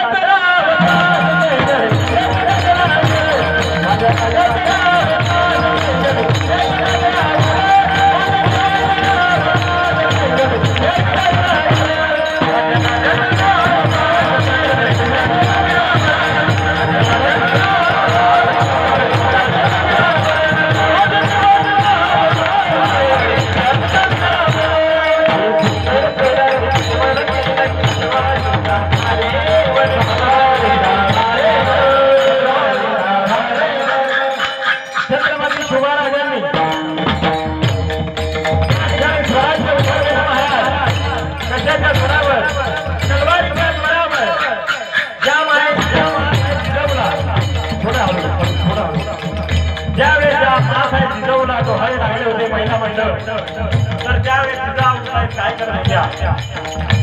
माझ्या नवऱ्याची बायको सपना सुहाना कुछ कुछ होता है याच्या खेड्या भांड्या मालिका पाहत नव्हती. ज्यावेळेस साहेबाला डोहाळे लागले तर रस्त्यावरची काळी माती जिजामाता खात नव्हती. मग जिजामातेला डोळे लागत कसे होते ऐका. जिजामाता त्या ठिकाणी वाचत होती शुरांत चरित्र संतांचा गाथा. ज्यानं माथा ठिकाणावर येतो त्याचं नाव म्हणजे गाथा. असे गाथ्यासारखे पवित्र विचार वाचत होती. आणि ज्यावेळेस त्या ठिकाणी जिजामातेला डोळे लागायचे ना तर अंगामध्ये अशी रक्त सळसळत होतं. त्या ठिकाणी घोड्यावरती स्वार व्हायच्या, हातामध्ये त्या ठिकाणी तलवार काढायच्या आणि त्या ठिकाणी प्रदक्षिणा मारायच्या. हातामध्ये तलवार चालवत आणि ते डोळे छत्रपती शिवराजांनी गर्भावस्थेमध्ये असताना गर्भावस्थेमध्ये शिवराजा असताना त्या ठिकाणी शिवराजांना ते डोळे त्या ठिकाणी प्राप्त झाले बघा. असं काही खाऊन काहीही पिऊन आणि काहीही पाहून त्या ठिकाणी छत्रपती शिवराजा जन्माला येत असतात बघा. आणि त्या माईच्या पोटी तिच्या पवित्र कुशीमध्ये छत्रपती शिवराजांचा जन्म झाला बघा. तिकडं बघितलं तिकडं आनंदी आनंद झाला होता. सगळ्यांकडे आनंदी आनंद झाला होता. का तर आया बहिणीचे रक्षण करता या भूतलावर राजे हजारो झाले महाराज. स्वतः जर दीर्घ भरणारे अनेक राजे घर परत जन्माला आले पण एकच राजा या भूतलावर जन्माला असा आला की त्यानं या पवित्र या भूमीसाठी आपल्या स्वतःच त्या ठिकाणी बलिदान दिलं महाराज. म्हणून त्या राजाचं नाव आपण या ठिकाणी घेतलं पाहिजे बघा. माझ्या राजाचं नाव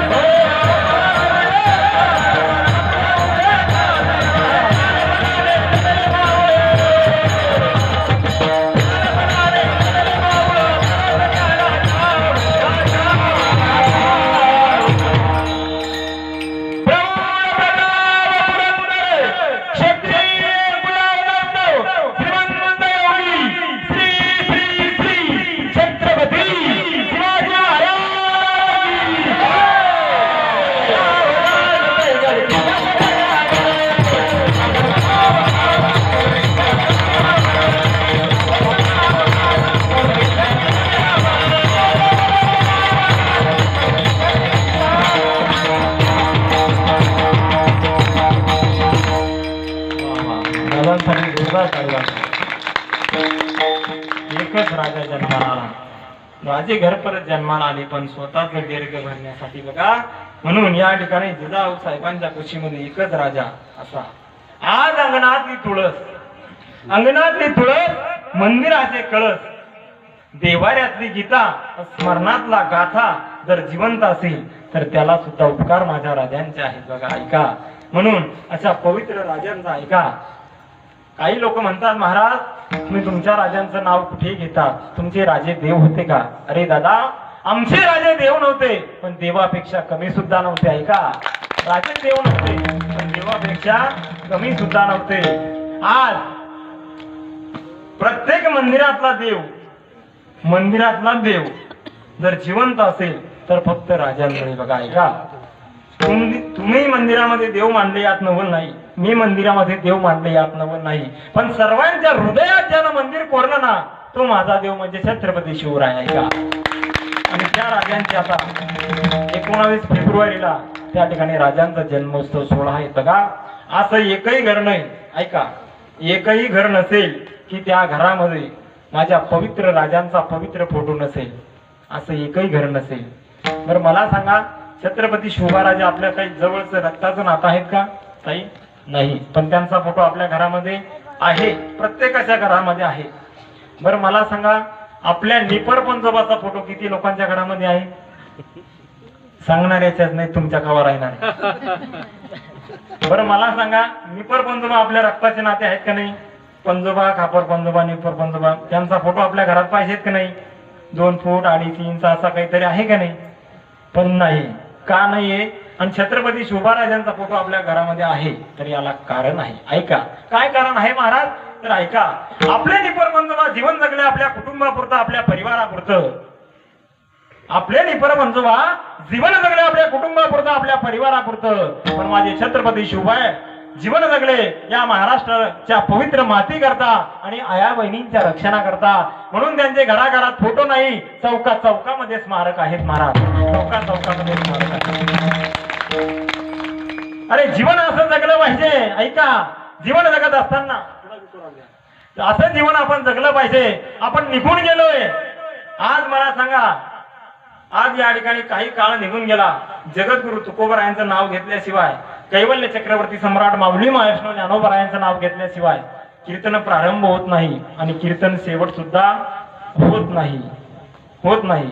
असं तुम्ही आम्ही जीवन त्या ठिकाणी जगलं पाहिजे. अरे आपण निघून गेलो ही बातमी कोणाला तरी कळावी, त्याच्या नेत्रावाटी 2 थेंब तरी आपल्यासाठी निघावे. अरे असं जीवन जगावं की अख्ख्या जिल्ह्यानं म्हणावं माणूस चांगला होता आणि 10-5 वर्ष अजून त्या ठिकाणी जीवन जगायला पाहिजे होतं. म्हणून असं आपण त्या ठिकाणी जीवन जगलं पाहिजे. अरे नका त्या ठिकाणी जिल्ह्यामध्ये सोडून द्या, कमीत कमी आपल्यासाठी आपला तालुका रडला पाहिजे. जाऊ द्या तालुका, कमीत कमी आपली पंचक्रोशी जाऊ द्या, पंचक्रोशी कमीत कमी आपलं नगर, कोणतं नगर? नवनाथ नगर आपल्यासाठी रडलं पाहिजे. जाऊ द्या, नवनाथ नगर द्या सोडून, कमीत कमी आपले शेजारी पाजारी तरी माणूस चांगला होता.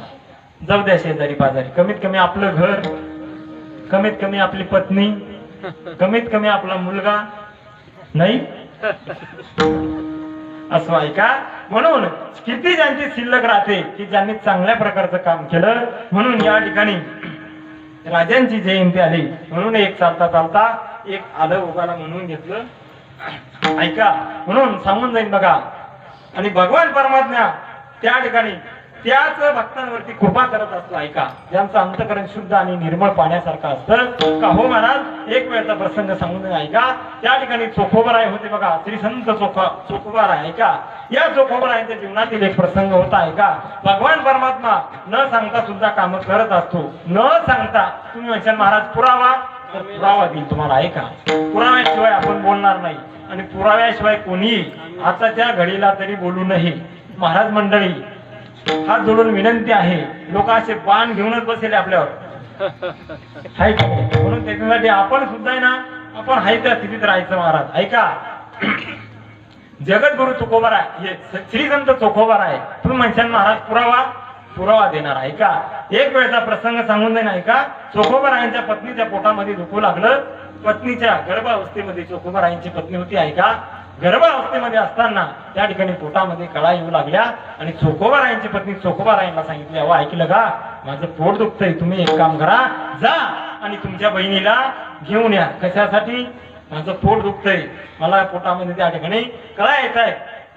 पत्नीच्या सांगण्यावरून श्री संत चोखोबराय घरातून त्या ठिकाणी मार्गस्थ झाले. सुंदर असं एक बहरलेलं झाड त्या ठिकाणी चोखोबराय त्या ठिकाणी थोडा वेळ बसले आणि बसल्यानंतर थंडगार वारा त्या ठिकाणी सुटला होता आणि ते चोखोबाराय होते महाराज. त्यांच्या मुखातून भगवान परमात्म्याचं नामस्मरण चालू झालं, भक्ती चालू झाली. एवढी भक्ती त्या ठिकाणी दंग झाली, एवढे नामस्मरणामध्ये दंग झाले. कोण? चोखोबाराय. इकडं आपल्याला पत्नीनं कुठं पाठवलंय? किराणा दुकानावर पाठवलं का राशन दुकानावर पाठवलं? हे सगळं देहभान हरपून गेलं. कोण? चोखोबाराय हरपून गेले महाराज.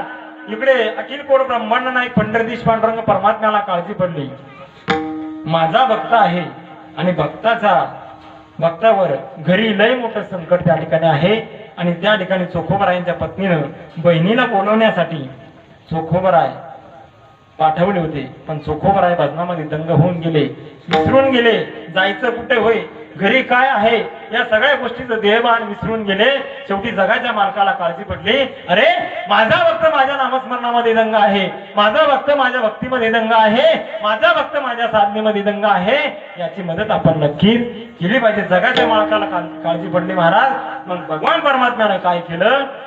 चोखोबारायांची जशी बहीण होती तसा वेश चोखोबारायांनी धारण केला. तसा वेश सुंदरपैकी डोक्यावर पदर घेतला होता. पुन्हा चोखोबारायांच्या बहिणीनं तसा पदर जगाच्या मालकानं कुठे घेतला? खांद्यावर, डोक्यावर. डोक्यावर काय घेतला होता? हा, जरा 5G नेटवर्क लागेल थोडं. असो, आता नका घेऊ, घरी गेल्यावर घ्या. त्या ठिकाणी जगाच्या मालकानं डोक्यावर पदर घेतला महाराज. पदर म्हणल्यावर आता लाज वाटते महाराज. तर असो, आणि भलं मोठं कुंकू जगाच्या मालकानं लावलं होतं. कुठे? कपाळाला. केवढं? 1 रुपया एवढं. 1 रुपयाचा जेवढा सिक्का असतो ना तेवढं गोल, 1 रुपया एवढं. पण आता कुंकू जर म्हटलं महाराज, नको नको नको नको, कुंकाची लय लाज वाटते महिला म्हणून. पण ऐका, आपल्या धर्माचं प्रतीक आहे गंध. कमीत कमी आपण थोडं का होत कुंकू लावलं पाहिजे. असं वर टिकली थोडी वर घेतली पाहिजे. काय? टिकली. जर टिकली हाताने नाही सरकले अभिषेक महाराज, एखाद्या जेसीबीच्या सोंडाला पोहोचली पण वर सरकली. काय? टिकली आणि गोड कुंकू या ठिकाणी लावलं पाहिजे. असो, चोखोबारायांच्या बहिणीचं रूप घेऊन जगाच्या मालकानं भलं मोठं गोल कुंकू कपाळाला लावलं, पायामध्ये चप्पल, तुटलेली चप्पल घातली, अंगावरती त्या ठिकाणी लुगडी नेसली, फाटकी तुटकी लुगडी. चोखोबारायांच्या बहिणीचा जसा वेश होता तसा जगाच्या मालकाने वेश धारण केला महाराज. जगाच्या मालकाने वेश धारण केला आणि जगाचा मालक चोखोबारायांच्या घराच्या रस्त्याने निघाले. कोण? जगाचा मालक चोखोबारायांच्या घराच्या रस्त्याने निघाले. जसं असं या ठिकाणी जसं नवनाथ नगर आहे असं आले आणि विचारत त्या ठिकाणी विचारू लागले, काय की चोखोबारायांचं घर कुठे आहे, चोखोबारायांचं घर कुठे आहे. लोक असे बोटाने दाखवायचे. ही पद्धत पहिल्यापासून चालू महाराज. कशाची? बोटाने घर दाखवण्याची. मग चांगले दाखवा का वाईट दाखवा, ही पद्धत तेव्हापासून चालू आहे. लोकांनी काय केलं? जगाच्या मालकाला चोखोबारायांचं घर दाखवलं. आता त्या ठिकाणी चोखोबाराय गेले आणि त्या दारावरती हे चोखोबारायांचं घर आहे का हे जगाच्या मालकाला माहित होतं का? माहित नव्हतं. पण त्या दरवाजावर गेले आणि थाप मारली. चोखोबाची बहीण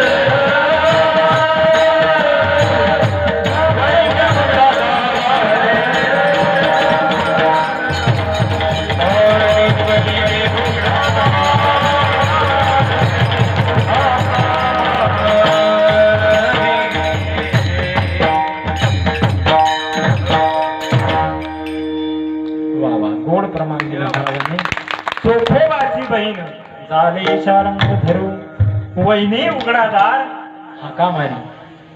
काय म्हणतायत भगवान परमात्मा? वहिनी दार उघडा, मी आली. मग मला एक प्रश्न आहे, ऐका. जगाच्या मालकाला चोखोबराय बोलवायला गेलते का?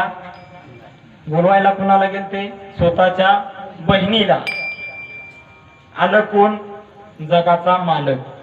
जगाचा मालक चोखोबरायांच्या बहिणीचं बाळंतपण केलं, चोखोबरायांच्या पत्नीचं बाळंतपण केलं. नवे नवे जे घाणेरडे कपडे होते ते सुद्धा भगवान परमात्म्याने धुतले बघा. मग असे काम आपण जर शुद्ध अंतकरण ठेवलं, भाव ठेवला, तर भगवान परमात्मा तुमचं आमचं देखील त्या ठिकाणी काम कसं करू शकतो? अभंगाचं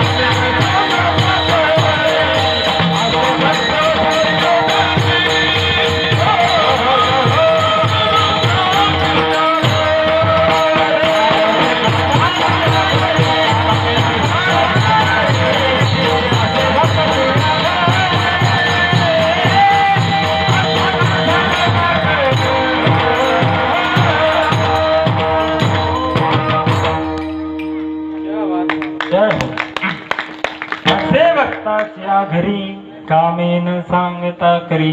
विठला विठला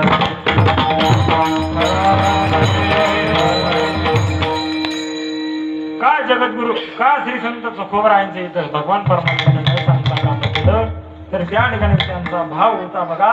त्यांनी जीवन जोपर्यंत भगवान परमात्म्याने त्यांना दिलंय, जोपर्यंत जीवन दान दिलं, तोपर्यंत त्यांनी त्या भगवान परमात्म्याचं नामस्मरण केलं. आता आपल्याला सुद्धा त्या भगवान परमात्म्याने चांगलं चांगलं टवटवीत जीवन दिलंय. दिलंय का नाही? कोण उद्याचा सूर्य बघेल याची शाश्वती नाही. मग आजची वेळ भगवान परमात्म्याने आपल्याला दिली ना, मग या संधीचं सुद्धा आपण त्या ठिकाणी सोनं करून घ्यायचं. म्हणून आपण या ठिकाणी सर्वांनी 2 मिनिटं त्या ठिकाणी भगवान परमात्म्याचं नामस्मरण करायचं. सगळ्यांनी फ्रेश बसायचं, फ्रेश फ्रेश हंगी असं.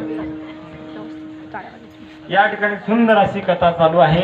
मला सांगा, आपण या कथेमध्ये ताजे ताजे फुलं भगवान श्रीकृष्ण परमात्म्याच्या चरणावर ठेवतो का वाळेल वाळेल ठेवतो? बरं, सुकेल ताजे आहे का नाही? ऐका, जो फूल खिले हुए होते हैं, जो फूल खिले हुए होते हैं वो भगवान के चरणों में चढ़ाया करते हैं, और जो फूल सूख जाते हैं वो कचरा पेटी में फेक दिए जाते हैं. म्हणून असं ताज बनवून बसायचं बघा.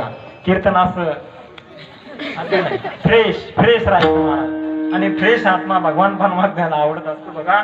म्हणून मी आता पुढे म्हणेन, महिला मंडळ तुम्ही पाठीमाग म्हणायचं. म्हणसाल ना? नाही? मागची महिला मंडळ म्हण जाय रे महाराज कुठून आला, माझ्या नवऱ्याचं तर नाही ऐकत तू.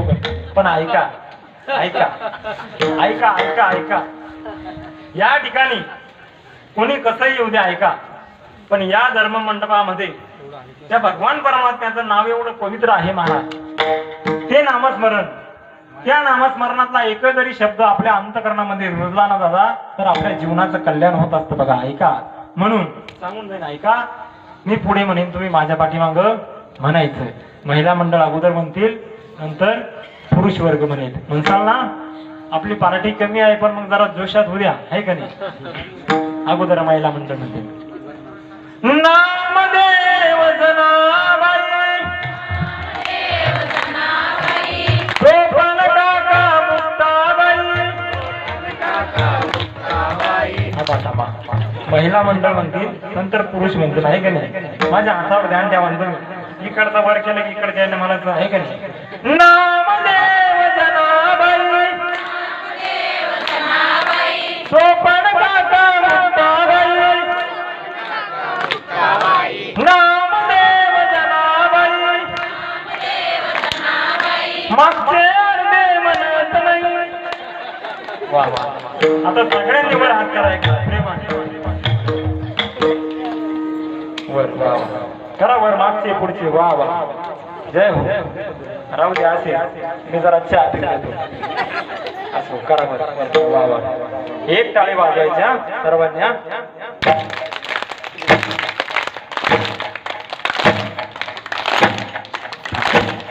माझा पुढे पुढे. तूने हरि का नाम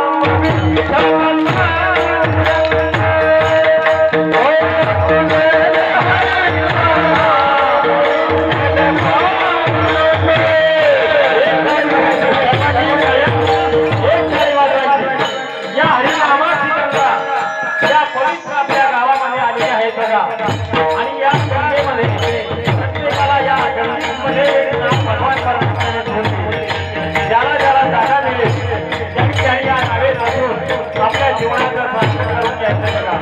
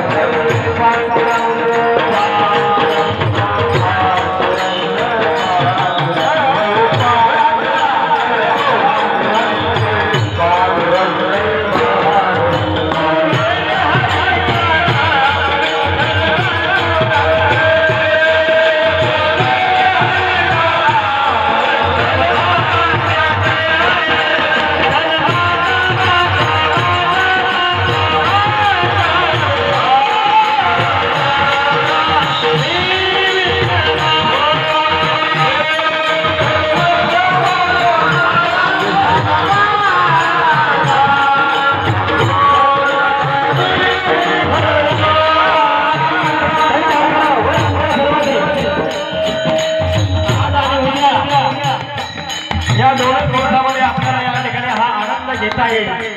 कितीतरी पैसे होते 4 दिवसाने मोजून दिले ना दादा, तरी हा आनंद या जागेवर आपल्याला कदापि भेटणार नाही दादा. ऐका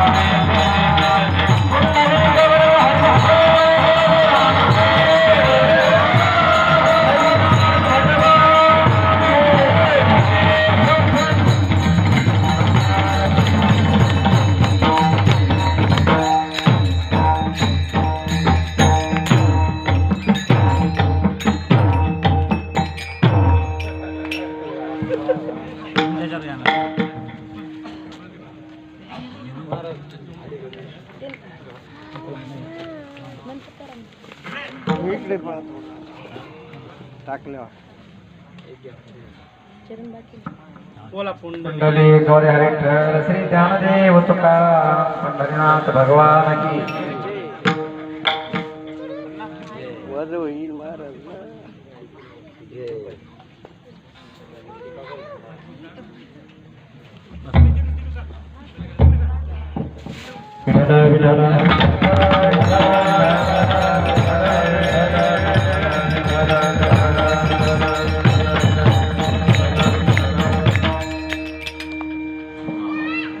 मागच्या आजी हात खाली घ्या तुम्ही नका पाहू मागे पहिल्याच फेरीत आले गोड सर्वांनी या ठिकाणी भजन केलं बघा आणि हेच भजन आपल्या सोबत येणार आहे बघा हे सोबत करा हरिभक्ती परलोका येई कामा या ठिकाणी केलेली अंतर्मनातून त्या ठिकाणी केलेली भक्ती हेच आपल्याला या ठिकाणी त्या ठिकाणी काम येत असते बघा म्हणून गोड या ठिकाणी चालू देऊ का अजून अर्धा तास चालू देऊ का विठाला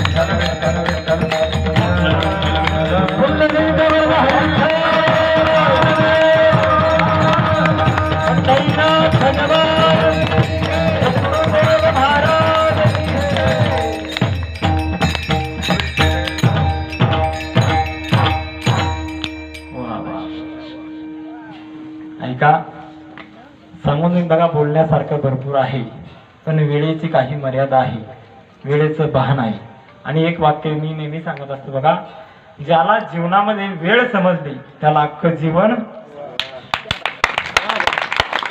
कोणत्या वेळेस ऐका ज्याला वेळ कळाली त्याला जीवन कळाली आता तुम्हाला जरी वाटलं महाराजांनी रात्रभर कीर्तन करा जाऊ पण हे लोक आहे ना महाराज यांच्या हातामध्ये टाळ आहे यांच्या हातामध्ये आता पक्वात जड होता म्हणून मी त्यांना हार घालून दिला अगोदरच आहे का नाही असो सगळे प्रेमाचे माणसं आहेत बघा ऐका म्हणून त्या भगवान परमात्म्याने आपल्याला सुंदर नर्दे दिला त्याची भक्ती करा कारण उद्याचा दिवस कसा येणार आहे म्हणून प्रत्येक क्षण माणसाने आनंदाने जीवन जगत नाही भरवसा वारे सावध थोडा माय भाषा काही न चले मग गळा पडलं फासा पुढे हुशार आहे बळवसाना, पुढे हुशार आहे बळवसाना.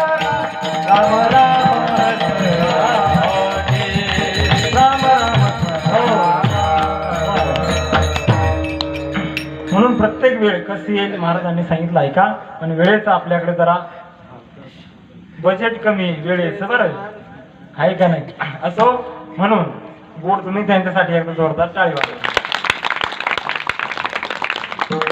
म्हणून जीवन असं जगलं पाहिजे ऐका एक वेळेस मंदिरात नाही गेला तरी चालेल ऐका बोलणं कडू आहे पण सत्य आहे ऐका एक वेळेस मंदिरात नाही गेलं तरी चालेल एक वेळेस मंदिरात नाही गेली तरी चालेल पण आपण काय कर्म करतोय याचा जर विचार केला तर त्या ठिकाणी सुद्धा आपली भक्ती होते बघा पण कर्म कसं पाहिजे चांगलं आणि ते कर्म त्या ठिकाणी कोणाला चुकत नाहीत महाराज तुका म्हणे कर्मरेखा कदा न चुके ब्रह्मदिका पहा कृष्णाचे वैभव बंदे शाळे वसुदेव ऐका कर्म कोणी करू द्या मी करू द्या माझ्या वडिलांना करू द्या किंवा आम्ही दोघांना सोबत करू द्या महाराज असो कोणी असो राजा असो रंका असो फकीर असो झोपडीतला असो महालातला असो सिंगल तालावरचा असो डबल तालावरचा असो किती श्रीमंत असो फॉर्च्युनर मधला असो इनोवा मधला असो क्रेटा मधला असो किंवा माझ्यासारखा आल्टोतला असो कळतंय का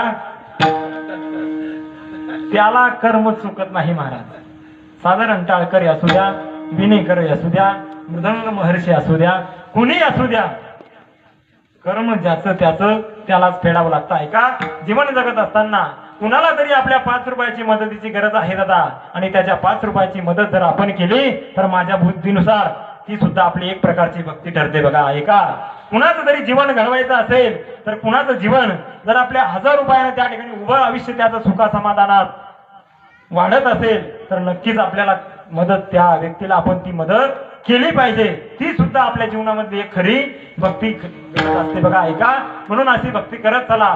येणाऱ्या काळांना काळ कसा येईल हे कोणाला सांगता येणार नाही. प्रत्येक क्षण या ठिकाणी आनंदाने जगा.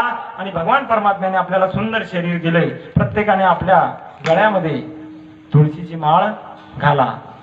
सगळं सांगा म्हणा महाराज, पण माळ काही सांगू ऐका नाही. ऐका, एक वाक्य वापरून जाईन आणि हे सांगून जाईन, आपलं कीर्तन त्या ठिकाणी समाप्त करेल. ऐका, माळ का घालावी? ऐका, माणूस गेल्यानंतर त्याच्या मुखामध्ये आपण काय, त्या ठिकाणी तुळशी पत्र त्याच्या मुखामध्ये आपण ठेवतो. कुठे? मुखामध्ये. माणूस संपल्याच्या नंतर का म्हणून ठेवतो? की गेलेलं जे शरीर आहे हे शरीर पवित्र व्हावं या अनुषंगाने आपण त्याच्या मुखामध्ये तुळशीचं पत्र ठेवतो. मग मला सांगा, गेलेला जीवात्मा जर त्या ठिकाणी तुळशी पत्रानं पवित्र होत असेल तर जिवंतपणे आपण जर शरीरावर तुळशीची माळ घातली तर आपलं जीवन किती पवित्र बनेल याचा विचार काल्याच्या दिवशी जरी केला आणि जरी तुम्ही माळे घातल्या तरी चालेल, पण प्रत्येकाने आपल्या गळ्यामध्ये तुळशीची माळ घालावी. ऐका, अरे सोनं नाणं काही असेल सगळेजण त्या ठिकाणी काढून घेतात. सुना असेल, भाऊ असेल, बहीण असेल, कुणी असेल, शेवटच्या क्षणाला कोण कोणत्या टायमाला कोणत्या खिसा मारून देईल सांगता येत नाही. ऐका, पण ही माळ असं काही झालंय का? आमचे वडील वारले आणि आमच्या वडिलांच्या गळ्यामध्ये 2 माळी होत्या महाराज, आम्ही आमच्या वडिलांच्या गळ्यातल्या दोन्ही माळी दोघा भावांनी घातल्या, असं तुम्ही कधी ऐकलंय का? आता माझ्यासारख्या जर बाळ्या असल्या 2 जण 2 वाटून घेतील, आहे का नाही? सोनं वाटलं जाईल, पण हे नाही. ही माळ आपल्या शेवटपर्यंत आपल्या सोबत येत असते बघा. आणि हेच एक साधन असं आहे, हे शरीर मुक्त करण्याचं साधन, हे शरीर पवित्र करण्याचं साधन फक्त आणि फक्त तुळशीची माळ असते बघा. म्हणून प्रत्येकाने जीवन जगत असताना त्या ठिकाणी आईवडिलांची सेवा केली पाहिजे, गळ्यामध्ये पवित्र तुळशीची माळ घातली पाहिजे. आईवडिलांची सेवा का केली पाहिजे? ऐका, रोज रोज मंदिरामध्ये जाऊन तो भगवान परमात्मा तुम्हाला दर्शन देणार नाही, पण तुम्ही जर रोज आपल्या आईवडिलांच्या चरणावर विनम्र भावाने अंतकरण शुद्ध ठेवून जर आईवडिलांची सेवा करत असाल तर विटेवरचा मालक तुम्हाला घर बसल्या दर्शन दिल्याशिवाय राहणार नाही. एवढी पावर आईवडिलांच्या चरणामध्ये असते बघा. म्हणून आईवडिलांची सेवा या ठिकाणी करा. चित्ती नाही आस त्याचा पांडुरंग दास, असे भक्ताची या घरी कामे न सांगता करी अनाथांचा बंधू अंगे असे हा सुबंधू. तुका म्हणे वावे देवा सत्ता राबवावी. बोलण्यासारखं काही आहे, 2 अभंगावरती या ठिकाणी बोलण्याचा प्रयत्न केला. पुनश्च एकदा जर योग आला तर या 2 अभंगाचा विचार आपण नंतर करू. असो, या ठिकाणी बोलण्यासारखं भरपूर काही आहे, पण वेळेची मर्यादा आहे. म्हणून या संतांनी या सुंदर भक्तीचा मार्ग दाखवून दिला, त्या संतांचं आपण एकदा मोठ्या प्रेमाने भजन करायचं. कीर्तनाला आलेल्या महिला मंडळ तुम्ही पार्वती मातेच्या मूर्ती आहात, कीर्तनाला आलेले पुरुष मंडळ तुम्ही महादेवाची मूर्ती आहात. कीर्तनाला आलेल्या महिला मंडळ तुम्ही पार्वती मातेच्या मूर्ती आहात, कीर्तनाला आलेले पुरुष मंडळ तुम्ही महादेवाच्या मूर्ती आहात. आणि जे घरी झोपले ते सगळे भद्रा मारुती आहात. सर्वांच्या चरणी एकदा विनम्रपणे त्या ठिकाणी नतमस्तक होतो. आणि ज्या संतांनी या पवित्र भक्तीचा मार्ग दाखवून दिला त्या संतांचं एकदा मोठ्या प्रेमाने भजन करू. ज्ञानेश्वर